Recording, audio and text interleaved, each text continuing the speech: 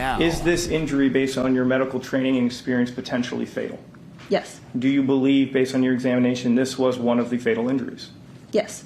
In your opinion, based on your training and medical experience, was this another one of the fatal injuries to Mr. Gehrman? It could be, yes.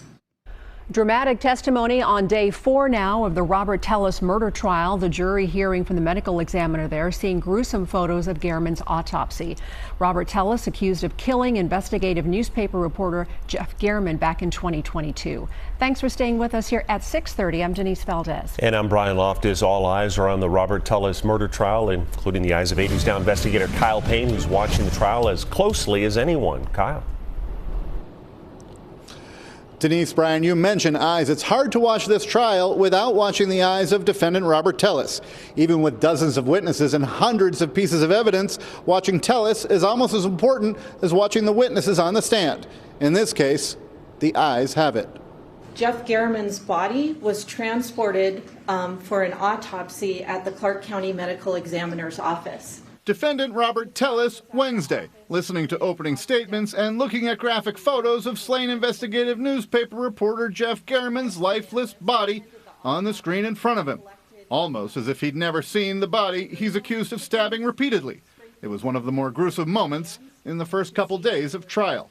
This case isn't about politics. As the prosecutor explains Tellis's removal from elected office, it's not about who's a good boss or who's a good supervisor. You can see Tellis furiously taking notes, emphatically shaking his head and striking a pose with a clenched fist. But we're not going to do that.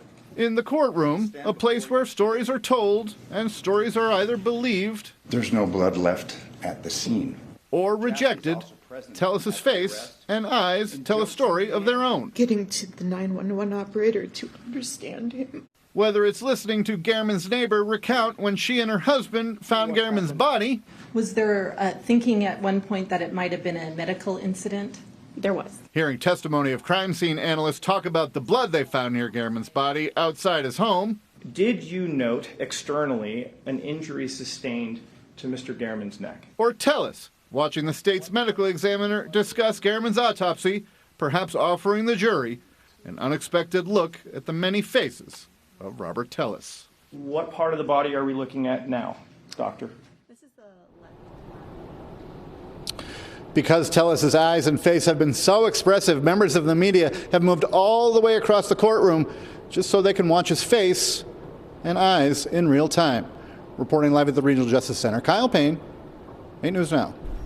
Now, Tellis is facing life in prison if he is convicted. He claims he was framed. 8 News Now will bring you daily live coverage of the trial. Our investigative team will have reports starting at 12 noon, continuing through our afternoon and evening multiple newscasts. Every minute of the trial will also be live streamed. You'll find that at 8newsnow.com.